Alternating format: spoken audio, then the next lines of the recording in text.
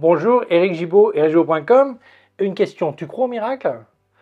Les Nikonistes, sûrement.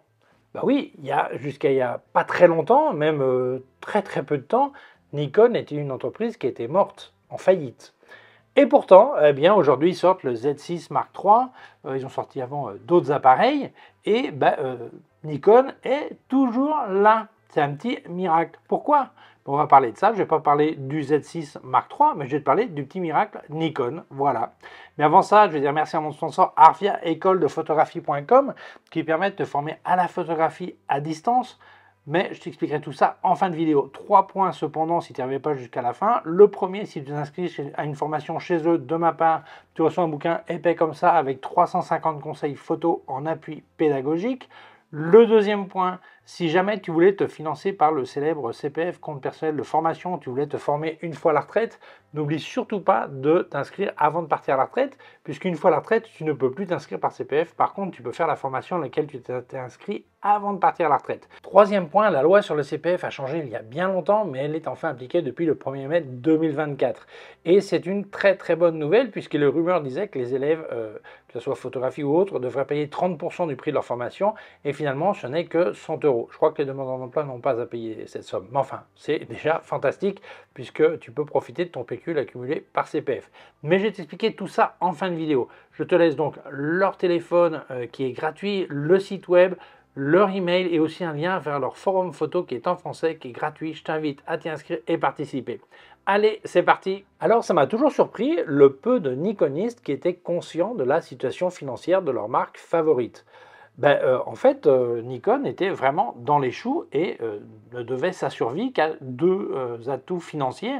Le premier, eh bien, Sony, qui les aidait financièrement. Et oui, il y a une certaine logique puisque les capteurs qu'utilise Nikon viennent de chez Sony, donc c'était embêtant de perdre son client, donc autant lui filer un coup de main. Et deuxième aide, eh bien, le gouvernement japonais, car il était complètement impensable qu'une entreprise historique comme Nikon puisse disparaître. Donc, à coup de renfort financier, eh bien, Nikon continuait à vivre. Alors, beaucoup de gens ne sont pas vraiment conscients de la taille de Nikon. Nikon, c'est une minuscule entreprise. Alors oui, quand je dis minuscule, on ne parle pas de 10 personnes, on parle de beaucoup plus que ça, évidemment. Mais comparé à d'autres entreprises du secteur comme Canon ou Sony, qui sont des trucs vraiment énormes, eh bien, Nikon, c'est que dalle, quoi. Donc, quand on est tout petit comme ça, eh bien, on n'a vraiment pas beaucoup de marge d'erreur, ni stratégique, ni technologique, ni commerciale. Et là, eh bien, pendant quelques temps, ça battait vraiment de l'aile au niveau stratégique, au niveau technologique surtout, et au niveau commercial. Et c'est pour ça que Nikon allait très mal. Mais, Nikon est encore ici. Continuons. C'est pour ça, moi, ça me fait toujours un petit peu sourire quand je vois des Nikonistes qui regardent les autres, ils disent « Ah, mais lui, il va pas très bien au niveau financier, tout ça », mais ils oubliaient de se regarder eux-mêmes. Par exemple, certains qui critiquaient la situation d'Olympus, ouais, regarde-toi dans une glace, voilà. Mais bon, petite parenthèse. Alors, que s'est-il passé avec Nikon? Eh bien, Nikon a eu exactement le même problème que Canon. Ils étaient convaincus que ce qui correspondait au mirrorless, donc les 100 miroirs, c'était une mode passagère ou pour les fans de la technologie, mais réellement le vrai photographe, entre guillemets vrai photographe, n'allait certainement pas oublier le réflexe et allait passer sur du mirrorless. Ça pour eux c'était vraiment un jouet, c'était pas du vrai appareil photo. Eh bien ils se sont complètement plantés. Et ils ont vu que tout d'un coup, les ventes partaient chez les autres. Alors quels autres? Principalement Sony, puisque Canon était aussi en réflexe. Principalement Sony si on parlait de full frame. Mais si on parlait en APS-C, Sony en avait aussi. Après, il y avait Fujifilm qui en avait. Après, si on regarde le micro 4 tiers, Lumix et OMD ou Olympus pompaient pas mal de ventes aussi. Donc, le problème était vraiment grave. C'est-à-dire qu'il y avait une chute des ventes énorme. Alors, peut-être pas chez les fidèles de la marque, mais chez ceux qui auraient pu arriver nouveaux, aller directement sur du mirrorless chez les autres. Solution, sortir le Z6 et le Z7. Le problème, c'est que le Z6 et le Z7 sont sortis tard et mal. C'est-à-dire de la même manière que le Canon Air, eh bien, ces appareils qui étaient obsolètes avant de naître. Alors, obsolètes par rapport à quoi? bien, par rapport à ce que eux ils faisaient eux-mêmes sur leurs propres réflexes, et surtout par rapport, si on regarde le côté full frame, par rapport à ce que faisait Sony. C'est-à-dire que c'était peut-être quelque chose d'intéressant pour ceux qui étaient déjà chez Nikon, mais pour les autres, il n'y avait pas vraiment d'intérêt à prendre du Nikon, puisque Sony en full frame offrait déjà des trucs supérieurs. Donc là, c'était non seulement un problème, mais vraiment un gros problème, puisque pour sortir ces appareils, il a fallu qu'ils fassent des investissements importants. Et s'il n'y a pas les retours sur les ventes, c'était vraiment un gros problème. Parce que je rappelle, Nikon étant une toute petite entreprise, elle ne peut pas se permettre d'être plusieurs années en train de perdre de l'argent. Chose que Canon pouvait largement faire le temps de gagner de l'argent, sortir de nouveaux modèles pour gagner de l'argent. En plus, Canon gagne beaucoup d'argent ailleurs. C'est vrai que Nikon a quelques autres branches, mais rien à voir avec la taille de Canon ou de Sony. Donc, c'était vraiment un problème. Alors, comment Nikon a pu survivre? Je crois que, mis à part l'aspect financier dont j'ai parlé, Sony et le gouvernement japonais, il y a un élément clé. Ça s'appelle le Nikoniste. Le Nikoniste, alors que personne ne se vexe, il y en a qui vont sourire, il y en a qui vont peut-être se vexer, mais il n'y a aucune méchanceté dans ce que je vais dire. Le Nikoniste, c'est un mec à part. C'est un mec, d'abord, il est convaincu que ce qu'il a, c'est ce qu'il y a de mieux. Alors, c'est souhaitable, hein, quand tu as un appareil photo, autant être content avec ton appareil photo. Mais tu peux voir un Nikoniste, lui dire, tiens, regarde mon nouvel appareil photo, telle autre marque, qui fait ceci, cela, ceci, cela. Il dit, ah ouais. Toi, ça le fait ton appareil photo? Non. Ça te plairait qu'il le fasse? Oui. Mais pourquoi tu ne changes pas de marque? Non. Comment? Non. Mais alors, si ça te fait envie, un jour Nikon le fera. Et quand Nikon le fera, je verrai si j'achète ou j'achète pas. Le Nikoniste, c'est pas un mec pressé. Après, il y a d'autres trucs qui est marrant, c'est que le Nikoniste, souvent, c'est pas tous, hein, ils ont cette petite aire de supériorité qu'ont certains léicaïstes. C'est-à-dire qu'ils sont convaincus que ce qu'il y a de mieux, et puis ce que tu as dans des mains, c'est un jouet. Lui, il a un vrai appareil photo pour faire de la vraie photo. J'avais fait une petite enquête dans Facebook il y a quelques années. J'avais demandé aux gens de dire s'ils avaient Canon ou Nikon et avec quoi ils se rasaient, Gillette, Wilkinson ou autre.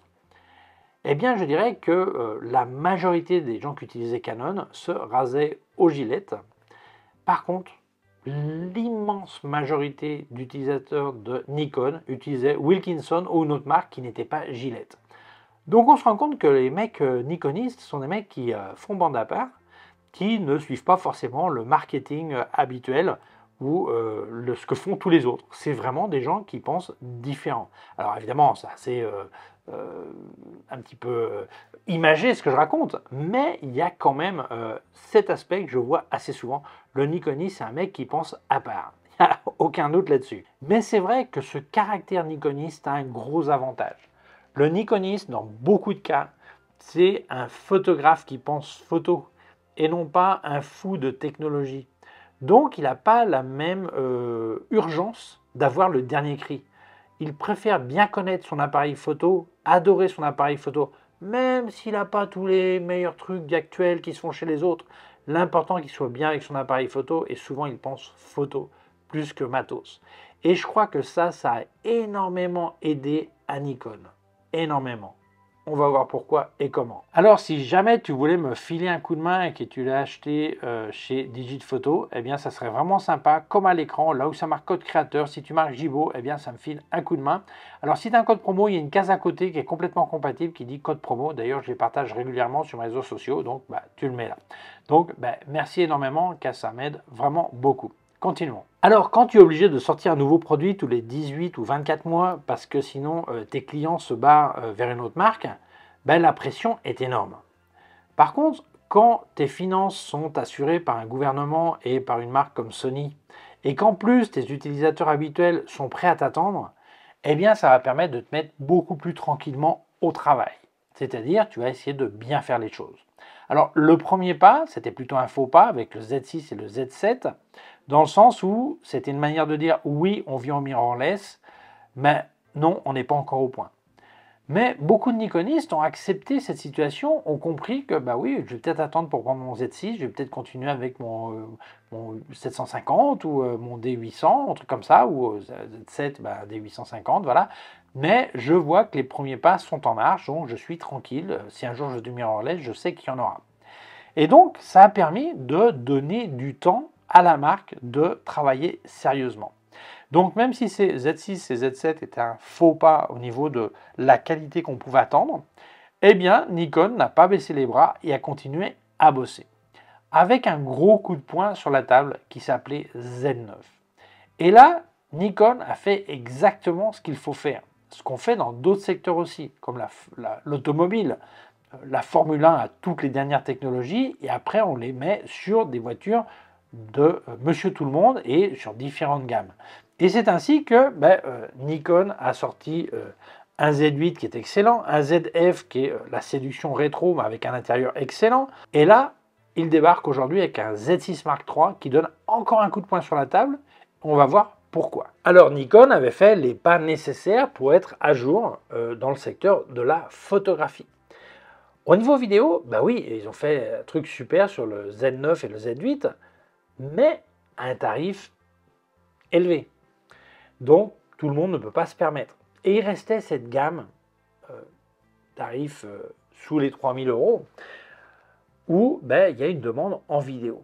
Et là, c'est le grand coup de poing qu'ils viennent de mettre sur la table avec ce Nikon Z6 Mark III. C'est-à-dire que là, ils sont en train de faire du ProRes en interne, du 4K 60, 120, sans recoupe. Alors 120, je ne sais plus s'il y avait 120 je ne sais pas s'il y a 5% de recoupe, je ne sais plus. J'ai vu ça vite, mais enfin peu importe, on ne parle pas de 50%. On est en train de parler des fonctions vidéo super, super avancées. Et là, non seulement ils sont coude à coude avec les concurrents, mais ils sont devant certains autres.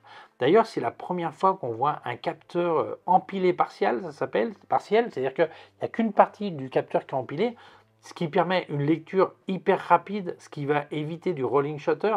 Donc, directement, là, ils viennent de frapper un gros coup de poing sur la table en disant « Attention les mecs, en photo, on a récupéré notre retard et on est à côté ou devant certains autres, ou suivant les fonctions. » Et là, en vidéo, eh bien aussi, maintenant on peut parler de Nikon pour la vidéo.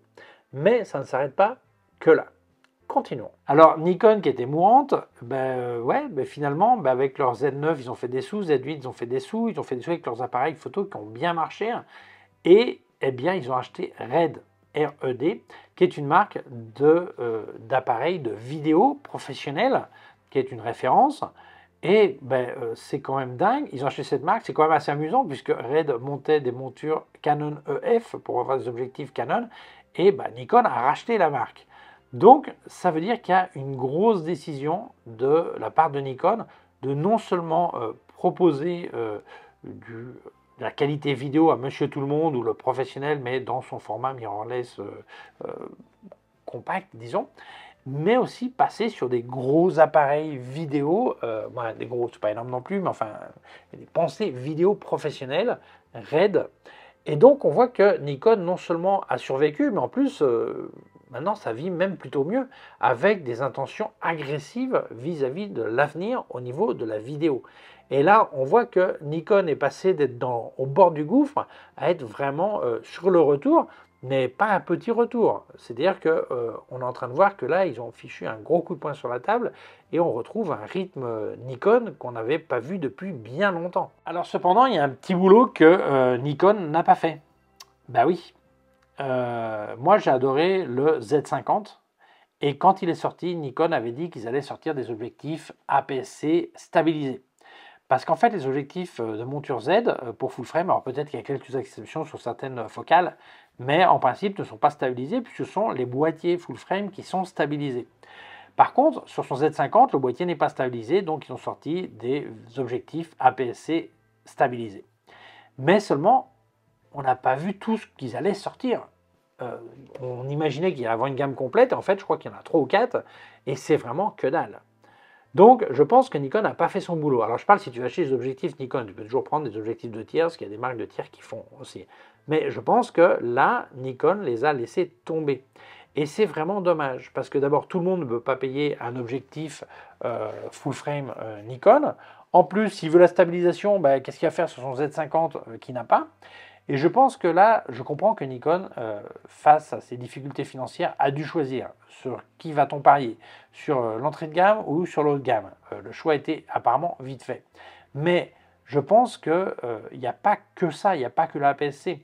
Ils ont sorti le FZ-C et le FZ, Et je pense qu'avec ce look rétro qui est magnifique, eh bien, il faut aussi des objectifs rétro. Alors, je ne dis pas d'avoir toute la gamme en version rétro, mais je pense qu'il faudrait un peu plus d'objectifs. Alors, je sais qu'il y en a certains qui utilisent des appareils, même avec un objectif qui n'a pas le même look, c'est pas grave non plus. Mais je pense que celui qui se fait le caprice esthétique d'avoir un FZ ou un FZC, il a envie d'avoir des objectifs qui vont avec ce même look. Et je pense que là, c'est pareil. Nikon doit sortir plus d'objectifs en APS-C et aussi avec ce look rétro. Je pense que ça serait une manière de remercier la patience de beaucoup et le pari que beaucoup ont fait pour Nikon sur leurs produits quand ça n'avait pas l'air d'aller très bien. Donc je pense que Nikon a encore du boulot à faire. Alors le miracle Nikon, c'est dû à quoi? Eh bien simplement, pendant très très longtemps, Nikon a proposé du matos de qualité. Ils ont été sérieux, ils ont travaillé et ça a créé une confiance parmi leurs utilisateurs. Et ils ont arrivé à avoir des utilisateurs qui sont fidèles. Et c'est clé. Pourquoi? Parce que je vois énormément de gens qui sautent d'une marque à une autre. Et ça, c'est pas un truc habituel chez les Nikonistes. Il y a des exceptions, mais en général, c'est pas habituel. Moi, je vois plein de gens qui sont chez Canon, demain ils sont chez Sony, après-demain ils reviennent chez Canon et ils sautent du coq à l'âne sans arrêt. Chacun fait ce qu'il veut, hein, c'est leur sous et leur décision. Moi, j'ai de pratiquement toutes les marques, donc dans ce sens-là, mais c'est pas que je saute de l'un à l'autre, c'est que j'utilise un peu de tout. C'est aussi pour mon boulot, pour présenter. Voilà. Mais je vois des gens qui disent ah le nouveau modèle Canon c'est mieux. Bon, je vends tout mon Sony, je pars chez Canon. 6 mois plus tard, Sony sort un nouveau modèle. Bon, ouais, je me barre je retourne chez Sony et ainsi de suite. Et ça, en fait, tu te rends compte que ça, c'est la ruine pour les entreprises. Parce qu'il faut bien comprendre qu'en fait, il faut au moins 3, 4 ans, 5 ans pour qu'il y ait un nouveau modèle qui apporte réellement quelque chose de plus. Avec cette attitude de courir d'un côté à l'autre, ça fait que finalement, les entreprises sortent des trucs à la va-vite, qui n'apportent pas vraiment quelque chose de très fort, très nouveau. Et faut pas oublier qu'on vend de moins en moins d'appareils photo, donc ça complique énormément les choses. Et je crois que grâce à cette base de Nikonistes fidèles, ça a permis à Nikon de bien travailler. Alors Nikon, c'est une entreprise qui a des processus très lents, à mon avis, mais tu sais qu'ils arrivent. C'est-à-dire qu'il y en a qui courent dans tous les sens, qui lancent des lignes, qui disparaissent, qui reviennent, qui repartent, du n'importe quoi. Alors c'est vrai, Nikon a fait ses petites erreurs, par exemple le Nikon, la ligne J, qui était un mirrorless petit et tout, bon, ça n'a pas duré, ça a disparu, mais il est arrivé trop tôt, voilà, c'était pas le bon coup, voilà. Mais quand on parle des appareils comme je suis là en train de parler, je crois que Nikon, ils sont très lents, mais c'est des pas sûrs. Si on parle de la lièvre et la tortue, voilà, c'est un peu la tortue, voilà. Mais elles arrivent et elles gagnent. Et là, je pense que Nikon peut dire merci à ses fidèles Nikonistes. Et moi, je les félicite parce que c'est dire, oui, la patience a sa récompense.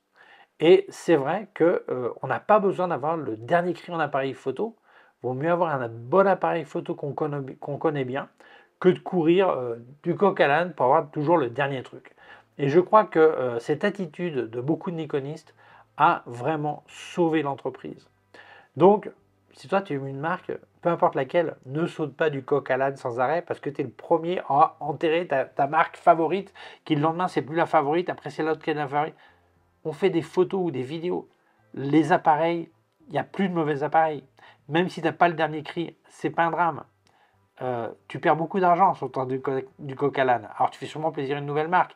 Mais la nouvelle marque, c'est qu'en fait, souvent c'est une attitude, tu cours et c'est pas forcément réfléchi. Donc réfléchis bien.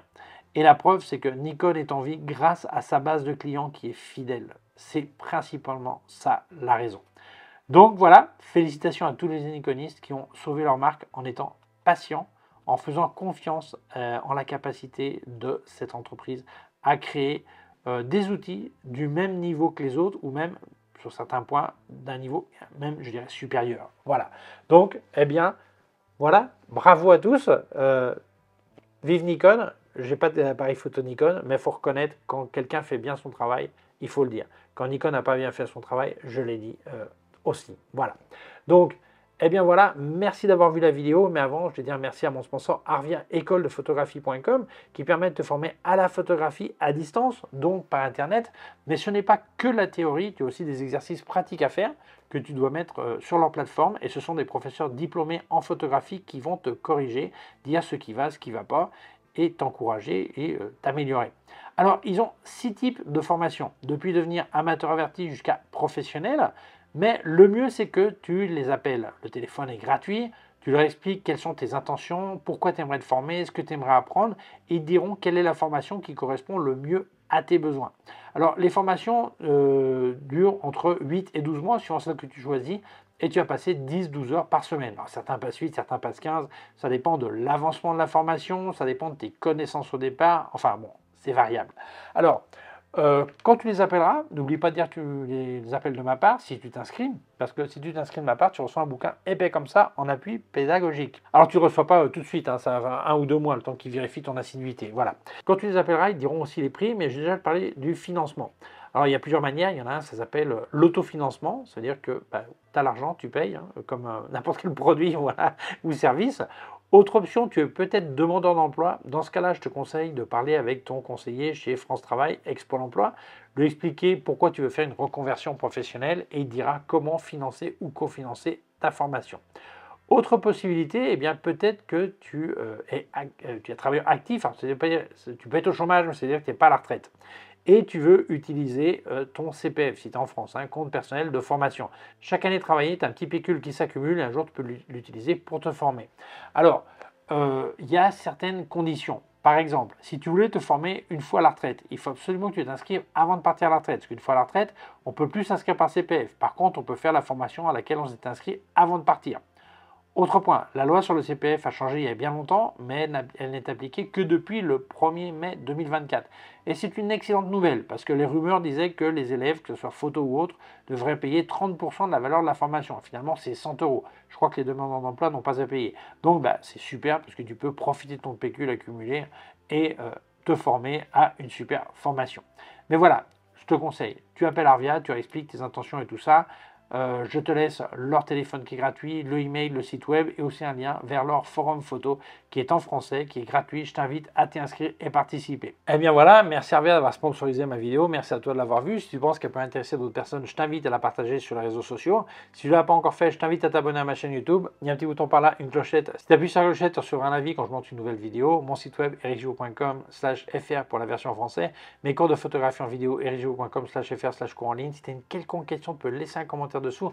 Je laisse aussi des liens de mon matos chez Digit Photo. Alors n'oublie pas, si tu achètes chez eux, comme à l'écran, là où ça marque code créateur, si tu marques Gibo, eh bien ça me file une aide. Si tu as un code promo, il y a une case à côté qui est complètement compatible qui dit code promo. D'ailleurs, je les partage régulièrement sur mes réseaux sociaux. Je te remercie beaucoup parce que ça m'aide énormément. Je vous laisse aussi des liens de tout ce que j'ai testé de KF Concept, Sandmark et Flash Westcott, d'autres liens affiliés et aussi un lien vers mon compte PayPal au cas où tu veux faire un don.